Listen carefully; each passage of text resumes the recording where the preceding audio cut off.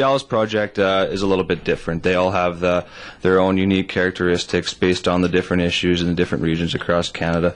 But there are a few different operational guidelines that we do follow and are common to all the different programs. Number one is that it's voluntary. Farmers choose to participate. They're not forced into anything. They're reimbursed for a portion of the startup costs, which usually ranges from 50 to 100%. And they'll also receive an annual payment incentive for continuing to deliver the service over an agreed period of time.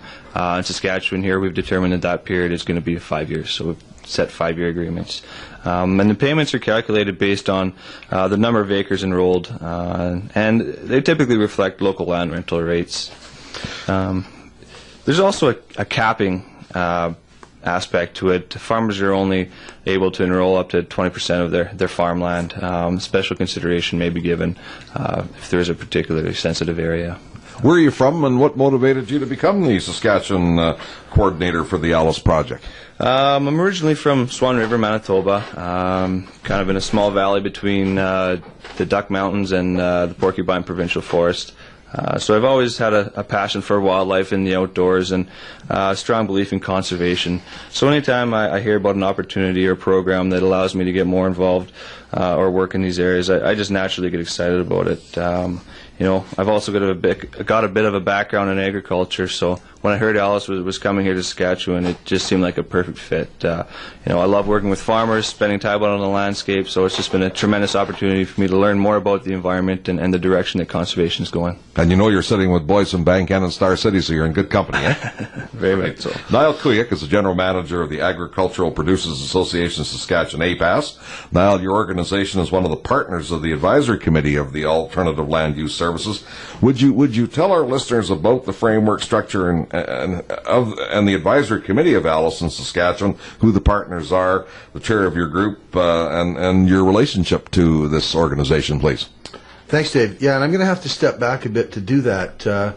Matt indicated in answering one of his questions that the first ALUS project originated in Manitoba in the late 1990s, I believe it was, and it was, I believe, a 3 or a 5 year project in the arm of Blanchard. And, APAS ALUS as a model has been since adopted as the preferred model by the Canadian Federation of Agriculture, of which we are a member. So ALUS and ecological goods and services have been discussed by APAS for over a decade now. In 2009, March of 2009, we hosted a conference in Saskatchewan on ecological goods and services. The sponsors of that conference were APAS, Delta Waterfall, Ducks Unlimited, and the Saskatchewan Wildlife Federation. Mm-hmm. It was a very successful conference. Its objective was to raise the awareness of ecological goods and services in Saskatchewan, or in general, but particularly in Saskatchewan. And I guess about 6 months or so following that, we were approached by Delta Waterfall, indicating that they had funding for a multi-year program in Saskatchewan, and because they aren't physically located here, they wanted Saskatchewan partners. They actually approached both APAS and the Saskatchewan Wildlife Federation. We were both honored to be approached by a very credible national or international organization like Delta Waterfall. They operate both in Canada and the United States and are the champions of ALUS. But we thought probably that the group needed to be larger than the three of us. So we spent some time, I think it was over the winter of 2010 and 11, inviting others to the table, government, other farm and rural-based organizations, other conservation organizations, to talk about ecological goods and services and the potential of this project. Eventually, we, about last year, about this time, I guess it was earlier in the spring, concluded that the partners who were going to proceed with an ALUS project were the Wildlife Federation, APAS, Delta Waterfall, and the Saskatchewan Association of Watersheds, through the winter discussion, joined us. Now, our role was to try and have the program accepted and implemented somewhere. So we looked at various parts of the provinces for, I guess, to assess where some areas might be high priorities for a project, and some of the issues that were examined there were things like the actual physical landscape and whether or not there was waterfowl in the area and wildlife, whether or not it was accessible for a demonstration project, those kind of things. And we concluded that the kind of Francis area, as the headlands of Wascana Creek, was our prime interest. So last July we invited about 6 or 7 municipalities to a meeting at the historic Bell Barn in Indian Head, and we explained to them what ALUS is and the fact that we were prepared to work with them on a project in Saskatchewan, and made that offer that evening in July, and then followed up with individual meetings with the rural municipalities in August and September. And I guess by October of last year we had commitments from the RMs of Francis, Lejourde, Indian Head, and South Qu'Appelle to become partners in the ALUS project with the 4 proponents. As you're aware, Dave, we announced the project at our annual meeting of APAS in early December. And a little earlier than that, no, maybe it was after that, I guess it was after that, we held the first meeting of the Partnership Advisory Committee. And basically, each of the RMs sent members. Each of the sponsoring organizations sent members, and we agreed that the Partnership Advisory Committee would be based on 2 representatives of each organization. So APAS sends 2 reps, the Wildlife Federation sends 2 reps, so do the individual RMs. From that Partnership Advisory Committee, and I would call that the sort of the management committee for the project. From that committee, Rob Fournier, who I believe lives near Montmartre, was elected as the chair of the committee, the chair of the Partnership Advisory Committee. So I guess it would be fair to say that the Partnership Advisory Committee is the overall committee managing and directing the project, but Matt, as coordinator, is the person who's on the ground doing it and working with the committee. How do you do that, Matt? How do you describe and define your role as Saskatchewan coordinator for this these ALUS projects? Yeah, as Niall mentioned, I kind of see myself as the liaison between the producers, their projects, the advisory committee, as well as the public. There is a significant outreach objective that we have to try and get the word out that ALUS is here and that what ALUS is all about. My main role within the committee is kind of to update everyone on the progress here in Saskatchewan on a monthly basis. Obviously, the major component of the program is the projects themselves. So a big part of what I do is go out, meet with the producers, develop some potential projects, drop maps of the different sites, and then go ahead and present them to the committee for approval. A big part of what I do, like I said, is also the organization of these meetings. Make sure communications reminders are set out, and In your opinion, what has been the level of acceptance of this project throughout southern Saskatchewan by the ratepayers and councils of these 4 municipalities that Niall mentioned? It's been very well received everywhere we go, not only in southern Saskatchewan but across the province. I've attended and presented a few different conferences throughout the summer, and people are always genuinely interested, and they're always looking for more information and ways to get involved. Since I began back here in March, we've added representatives to our Partnership Advisory Committee from the Saskatchewan Urban Municipalities Association, as well as the Ministry of Environment. So we're pretty excited about that. In terms of the producers themselves, it's they're always keen whenever we go out and meet with them. They're just happy to finally have some level of recognition for their environmental stewardship efforts that have long gone unnoticed and very much underappreciated. Now, both you and Niall have touched on this, Matt, but many of our listeners are not farmers, and they're not from a farm. Many of our listeners are new to Regina, Saskatchewan, and even Canada, and they're certainly interested in sustainability and the environment and this type of thing and the practices that you mentioned. Can you give us some examples of projects that have been started under this program by farmers in our province? Right. For sure, and one of the unique things about this area that Niall mentioned is the variety of projects that we're seeing. The landscape varies so much in the region from north to south, east to west. It's always exciting to head out there because you never know what you're going to see. But one of the things we have been seeing quite a bit of is the establishment of new shelter belts. Good. Yeah, with the closing of the Prairie Shelter Belt program over in Indian Head, there seems to be a pretty big push by producers to get as many trees in the ground before, it comes to an end. And these trees are a great tool to attract a wide variety of bird species. They function in carbon sequestration, which is a big issue right now, and they also play a role in reducing wind erosion of the soil by reducing the amount of wind that gets blowing around out there. There's also a fair bit of interest in creating buffer zones next to waterways such as Wascana Creek. Wascana Creek is one of the major reasons, as now mentioned, that we're here. And these strips are essentially chunks of grass seeded alongside the creek that function to slow runoff from the fields entering into the water. The roots of these grass can also act as a stabilizer for the banks of the creek, which help prevent it from collapsing, caving in, and reduce sedimentation into the Wascana itself. Another big aspect of ALUS is recognizing the importance of maintaining existing habitat. You got wetlands as well as native prairie. We're losing more and more of these natural features every year, both to development and native or invasive species. So we're working with producers to preserve and maintain as much of what's left as possible. We're also willing to work with anyone looking to establish new areas of native prairie. In fact, that's one of our biggest priorities. So those are just a few different examples of what we've seen and what's on the ground so far, but it's by no means an exhaustive list. We're happy to work with producers on any projects that they feel may fall within our objectives. My two special guests for the second half of Listen Up this morning are Matt Straight, who is the project coordinator for Saskatchewan for the Alternative Land Use Services ALUS program, and Niall Couillac, who is the general manager of the Agricultural Producers Association of Saskatchewan, APAS, one of the participating partners of ALUS in Saskatchewan. Niall Couillac, back to you.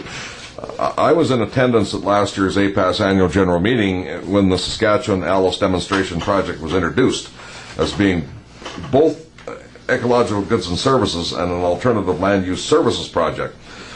What, in your words, then, is the Saskatchewan ALUS demonstration project, and what do the terms ecological goods and services and alternative land use services mean relative to this project for farmers in this province?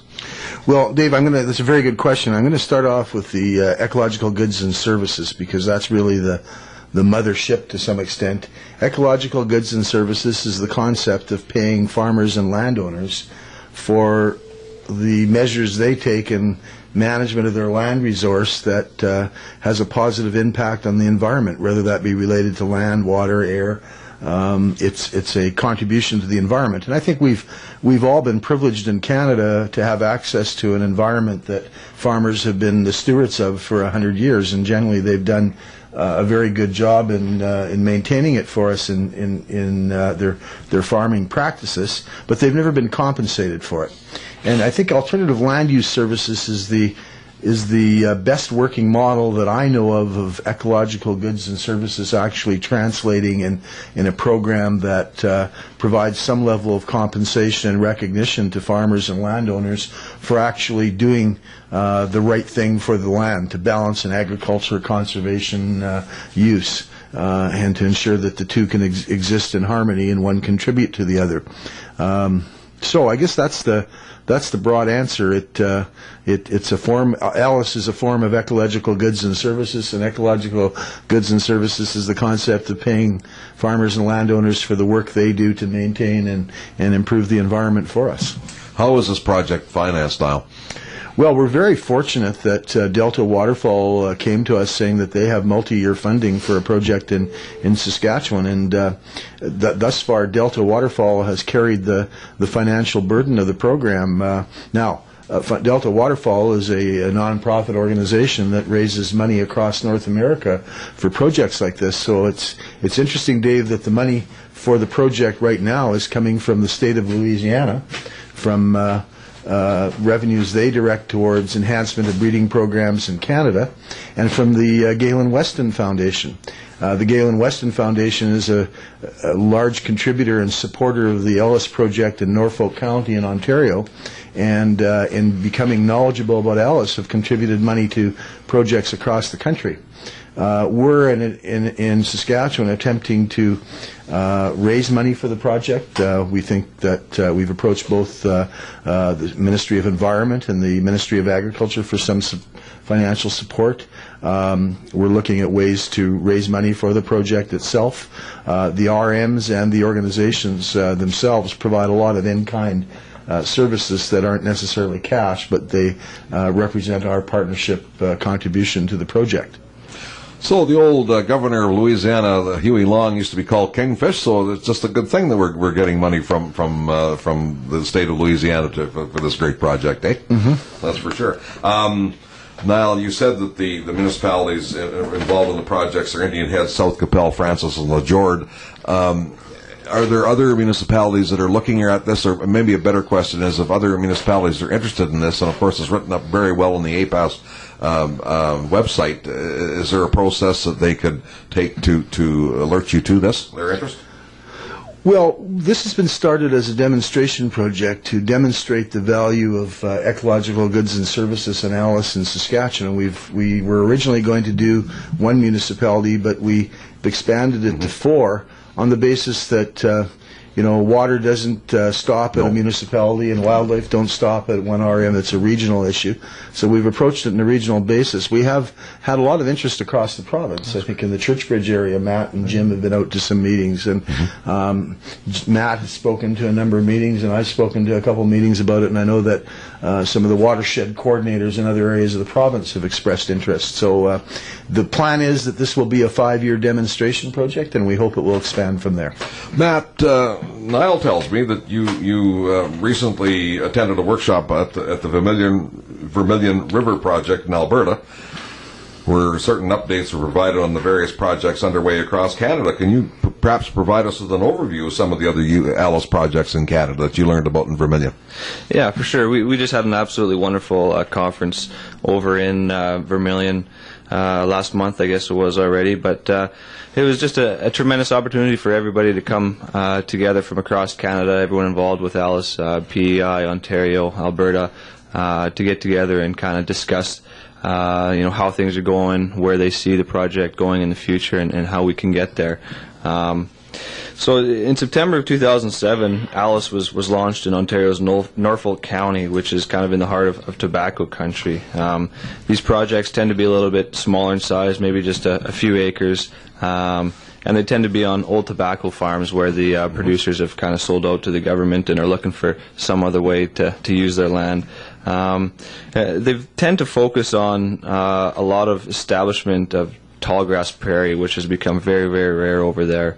And since its inception in 2007, the program in Ontario now includes well over 100 participating farm families, making up over 1,000 acres, and has actually recently expanded into 3 new areas in the province. So we're pretty excited about that.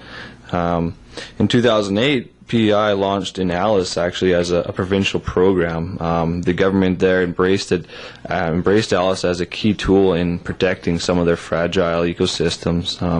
ALUS is actually used as a tool to complement their strict regulations for buffer zones along the creeks and rivers in the province. So it's actually a bit of a carrot and a stick approach to conservation there. The Albertan version of ALUS, which is obviously in the County of Vermilion River, as you mentioned, launched back in 2010. The county stepped up to initiate a project that after the first year already boasted over 1,000 acres under improvement, so that's pretty significant. And in fact, I think to date the current projects now have over 2,000 acres enrolled, so it's been incredibly well received there. Several other counties in the province have expressed interest, and actually recently, a few months ago, the program was launched in Parkland County, which is just adjacent to the city of Edmonton. So, obviously this approach of ALUS is working. It's working across Canada, and I think as time goes on, you'll continue to see different projects popping up across the landscape. But it benefits farmers, it benefits the wildlife sector, it benefits all Canadians. Yeah, absolutely. Yeah, we're pretty excited about it. Now, having been ALUS Saskatchewan coordinator since March, I understand that you'll be leaving this project possibly later this month, Matt. It's lucky I'm very fortunate to have had a chance to meet you before you go. Now, may I ask what you'll be doing?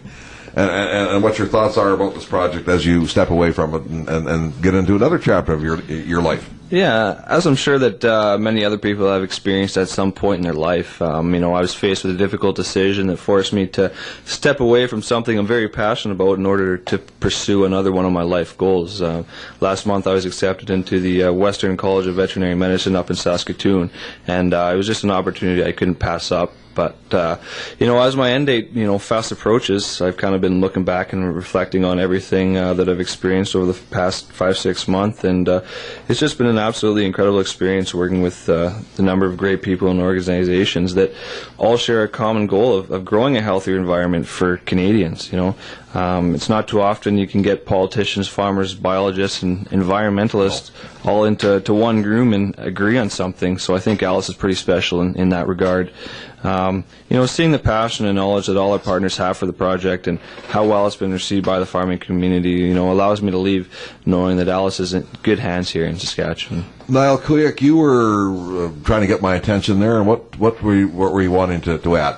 Oh, I just wanted to say it's been a pleasure having Matt in our office, and we do wish him the best of luck in a veterinary career, and we know he'll always be connected with ALUS and agriculture and conservation. I did want to make one point, Dave, about the projects across Canada and why APAS has embraced ALUS.